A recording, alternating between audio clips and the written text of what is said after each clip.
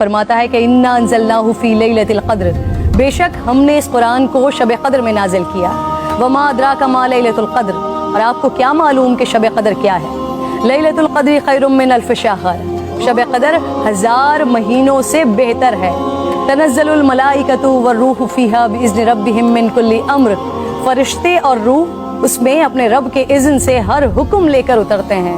سلام ہی حتی مطلع الفجر، وہ صبح روشن ہونے تک سلامتی کی رات۔ حضور نبی کریم صلی اللہ علیہ وآلہ وسلم نے ارشاد فرمایا، شب قدر کو جبرائیل امین فرشتوں کے جھرمٹ میں زمین پر اتر آتے ہیں۔ وہ ہر اس شخص کے لیے دعائیں مغفرت کرتے ہیں جو کھڑے بیٹھے کسی بھی حال میں اللہ رب ذوالجلال کو یاد کر رہا ہو۔ ہزاروں مہینوں سے افضل اس رات کے عطا کرنے کے پیچھے بھی ایک راز ہے۔ رسول پاک صلی اللہ علیہ وآلہ وسلم کو سابقہ لوگوں کی عمروں پر آگاہ فرمایا گیا، تو آپ نے ان کے مقابلے میں اپنی امت کے لوگوں کی عمر کو کم دیکھتے ہوئے یہ خیال فرمایا کہ میری امت کے لوگ اتنی کم عمر میں سابقہ امتوں کے برابر عمل کیسے کر سکیں گے؟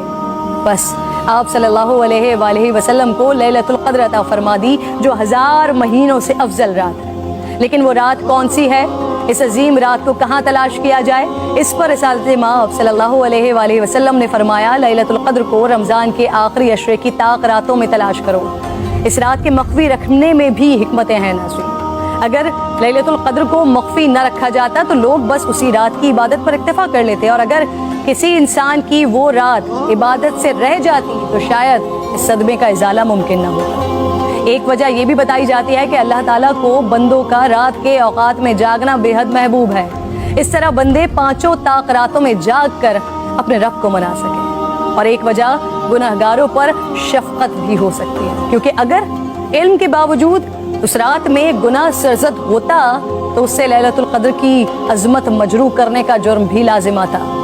آپ صلی اللہ علیہ وآلہ وسلم نے فرمایا، جس شخص نے شب قدر میں اجر و ثواب کی امید سے عبادت کی، اس کے سابقہ گناہ معاف کر دیا جاتا ہے۔ میری بات ناظرین بہت طویل ہو رہی ہے، میں بس آخر میں آج کی رات تمام مسلمانوں کو حضرت بہلول دانا کا ایک واقعہ سنانا چاہتی ہوں، جس کے بعد شاید کہنے کو پھر کچھ نہیں رہ جاتا۔ ایک دن بہلول بازار میں بیٹھے تھے، کسی شخص نے پوچھا کیا کر رہے ہیں؟ آپ نے فرمایا اللہ رب ذوالجلال اور بندوں کی صلح کروا رہا ہوں۔ اس شخص نے پوچھا پھر کیا بنا؟ آپ نے فرمایا اللہ تو مان رہا ہے، بندے نہیں مان رہے۔ اللہ اکبر۔ پھر کچھ عرصے بعد اسی شخص نے حضرت بہلول دانا کو قبرستان میں دیکھا تو پوچھا کیا کر رہے ہیں؟ بہلول نے فرمایا اللہ اور بندوں کی صلح کروا رہا ہوں۔ اس شخص نے پوچھا پھر کیا بنا؟ آپ نے فرمایا کہ بندے تو مان رہے ہیں لیکن آج اللہ نہیں مان رہا۔ آنکھ بند ہونے سے پہلے منا لیں اس رب کو۔ میری التجا ہے، میرے حق میں بھی دعا